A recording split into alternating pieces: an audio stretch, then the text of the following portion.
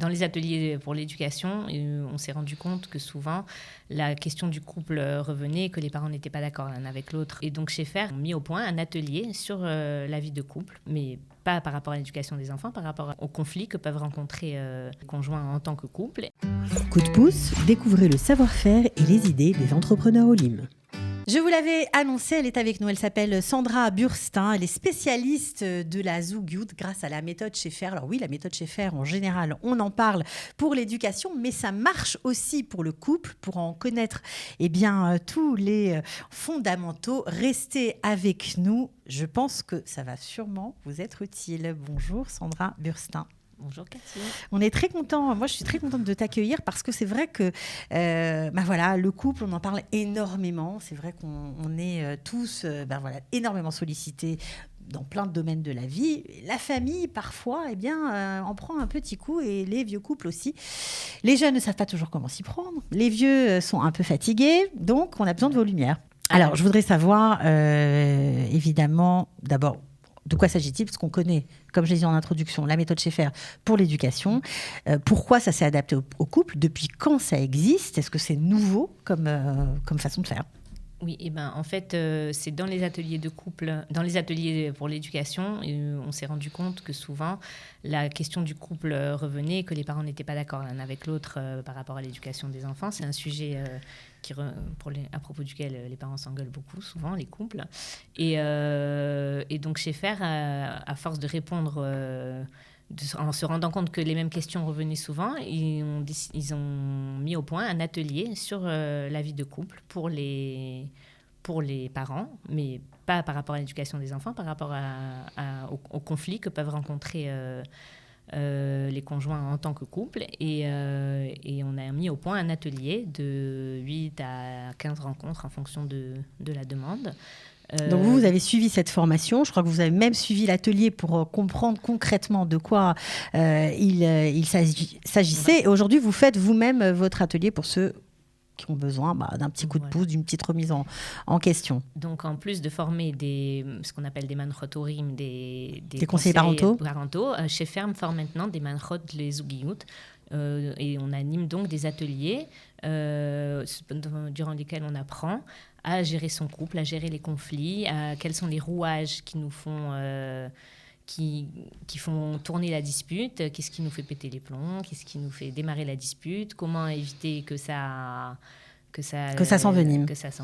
Et comment trouver des solutions. Bon, alors, évidemment, puisque je suis obligée de vous poser cette question, parce que vous avez expérimenté, vous avez tenu le faire, et c'est plutôt assez professionnel comme démarche vous-même. Est-ce que, concrètement, ça a changé quelque chose? Ça change énormément. La perception du couple, la perception de son conjoint? La perception du conjoint. On apprend à se connaître soi-même, on apprend à mieux connaître son conjoint. Moi, je suis mariée depuis 28 ans. J'ai fait la première formation, l'atelier moi-même, il y a un peu plus de 2 ans de ça. Mm-hmm. Et oui, j'ai évolué et on a évolué en tant que couple.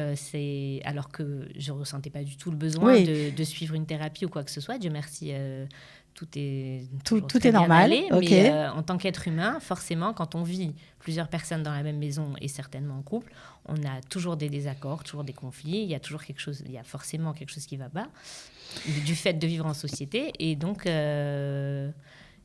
oui, j'ai appris et ça m'a apporté énormément à moi personnellement et à mon couple. Ok, alors ce qui est intéressant, et je vous pose la question aussi comme ça, est-ce que c'est simplement pour les couples qui sont en conflit, qui ont vraiment un problème d'entente important, ou est-ce que c'est aussi pour des gens qui sont ensemble depuis longtemps, qui sont un petit peu plan-plan, on va dire, qui commencent peut-être même à s'ennuyer?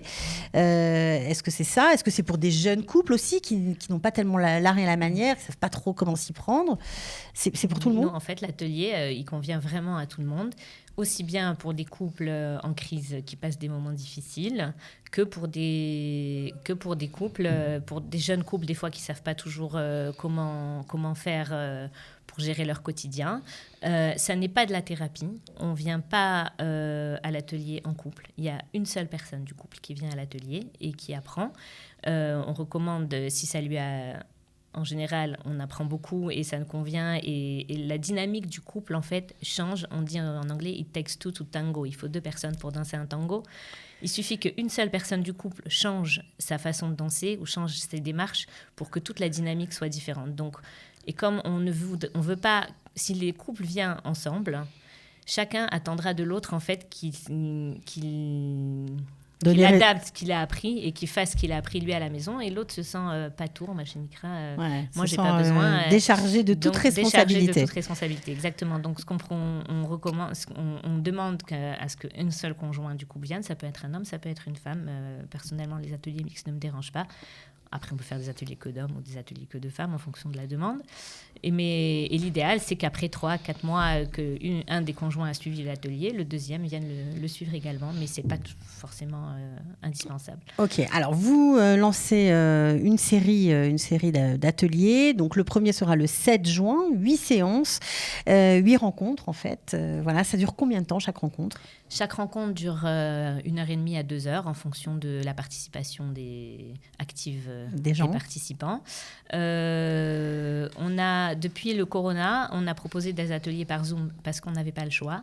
Et on s'est rendu compte que ça marchait très bien et que c'était très actif et que il y en a pour qui c'est beaucoup plus facile en plus d'apprendre de la maison. Et donc, du coup, l'atelier, il est ouvert à tout le pays, voire même... Donc, c'est en Zoom, il est en Zoom l'atelier ? Celui-là, on va le faire par Zoom, ouais. Après, on peut faire des ateliers en présentiel aussi. Moi, j'habite à Jérusalem. À partir de 8-10 personnes, je peux me déplacer aussi. Mais celui-là, pour qu'il soit en fait à la portée de tout le monde et pour un peu faire connaître, je le propose par Zoom. D'accord. Comme ça, il est vraiment... Il y a un jour déjà où... J'ai prévu des séances le lundi soir à 20h30. D'accord. Ok, très bien. Alors ça, c'est important de le préciser. Alors maintenant, je suis obligée de vous poser la question parce qu'on est sur une web TV francophone. On connaît la réticence des Français à venir étaler leur vie personnelle, à se faire, à parler de choses très intimes. Ils ont peur de se faire repérer, de savoir ce que le voisin va penser, etc. C'est pas du tout comme chez les Américains où ce genre d'atelier se passe de façon tout à fait naturelle. Comment vous faites pour gérer ça ? En fait, l'atelier, d'abord, à la première rencontre, on pose des règles de base qui sont immuables et très importantes, de confidentialité. Ce qui se dit dans l'atelier ne se répète absolument pas à l'extérieur, de respect mutuel. On apprend vraiment, on explique que c'est très important de ne pas juger les uns les autres. Ce qui peut paraître désuet pour les uns peut paraître très très important pour les autres. Et donc, on apprend vraiment à le respect. Il y a beaucoup de bienveillance, quoi. Et beaucoup de bienveillance et de confidentialité. C'est très important. Les séances ne sont pas enregistrées, elles ne sont pas répétées, évidemment. C'est important de le préciser parce que c'est vrai que parfois, on a envie de le faire, mais on hésite. Et puis, il faut savoir qu'on n'est pas obligé non plus de participer activement, de raconter ses conflits personnels de la maison. Parfois, juste en écoutant ce qu'apportent les autres et comment les autres gèrent leurs conflits, on apprend aussi de ça. La thérapie de groupe, c'est quelque chose qui est très connu depuis des années chez les alcooliques anonymes, chez les drogués. Bien sûr, on n'en est pas du tout là, mais de savoir le fait d'être assis en groupe et d'écouter ce que disent les autres, ça apporte déjà énormément. Alors, on vit dans un monde où les choses sont très formatées. Et il y a peu de place, on va dire, à la vie intérieure, à ce que vraiment on ressent. Il y a toujours une façon de gérer les informations qui nous arrivent. Dans le couple aussi, c'est comme ça. Et parfois, il y a des petits malaises qui passent comme ça, inaperçus. Et le conjoint ne sait même pas ou sa femme ou son mari a vécu cette situation de façon pas très bien. Et c'est ça parfois qui crée, ça s'accumule, ça charge. Et ça crée le conflit. Exactement. Je vais vous faire un spoiler, comme on appelle ça en anglais. C'est une des premières grandes règles qu'on apprend dans l'atelier du couple, une des premières grandes informations importantes en fait qu'on reçoit, c'est qu'on vit dans un monde qui se veut objectif. On a les médias, on a la presse qui nous donne des faits, qui nous raconte les choses et qui s'enorgueillit de ça, de dire on n'a pas d'interprétation, on donne les choses, les faits comme ils sont, de façon objective. Mais en fait, on vit tous une vie qui est complètement subjective, on parle une langue subjective et en fait, tout ce qu'on vit est vu à travers un prisme personnelle, à travers notre interprétation personnelle qui vient de ce qu'on a vécu dans notre passé, de notre éducation, de nos expériences, du milieu duquel on vient. Et quand on se marie, on est forcément deux personnes qui voient les choses avec deux paires d'yeux différents, c'est ce que j'appelle souvent porter des lunettes.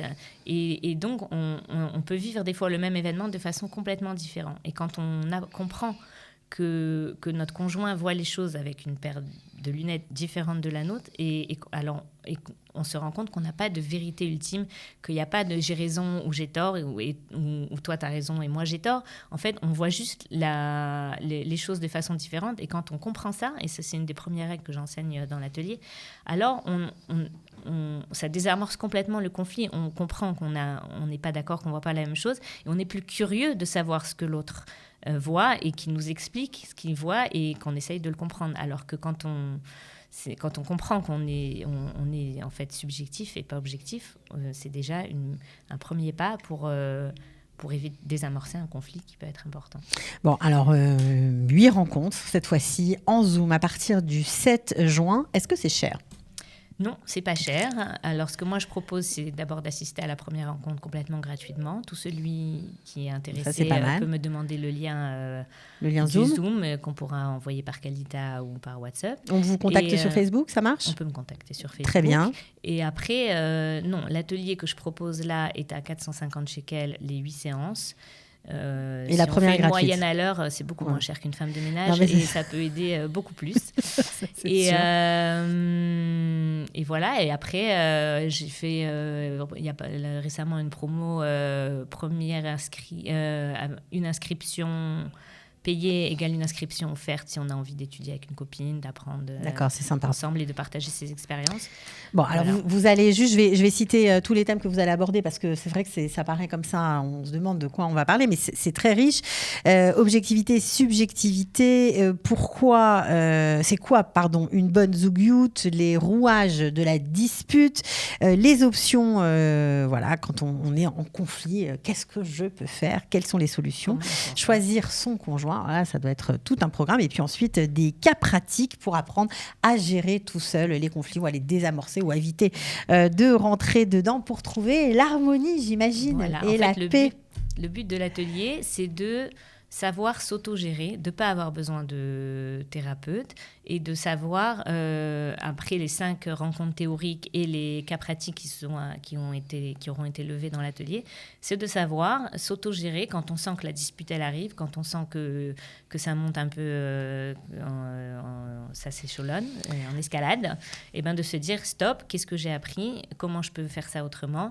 On apprend vraiment à se connaître soi-même, à s'auto-gérer, à s'auto-calmer. Et quand vous dites s'auto-gérer, ça ne veut pas dire s'oublier dans la dispute, non, en disant je m'en vais, je tourne le dos, ça y est. Le but, c'est pas d'avaler des couleuvres et de se dire j'ai appris qu'on va pas s'engueuler, alors je m'engueule pas du tout. C'est d'apprendre à accepter vraiment l'autre comme il est, et sans s'oublier. Et tout ce qu'on dit à l'un des conjoints, c'est évidemment valable pour l'autre, donc que l'autre aussi apprenne à nous accepter comme on est, et à venir l'un vers l'autre pour vivre plus en harmonie. Bon, écoutez, ça a l'air un programme tout à fait intéressant. Ça touche tout le monde, on l'a bien compris. Donc, on peut contacter Sandra Burstin sur Facebook, notamment, et s'inscrire. C'est par Zoom, c'est sympa. Merci d'avoir été avec nous. J'espère qu'il y aura plein d'inscrits. Voilà, à très bientôt. À bientôt. Ciao.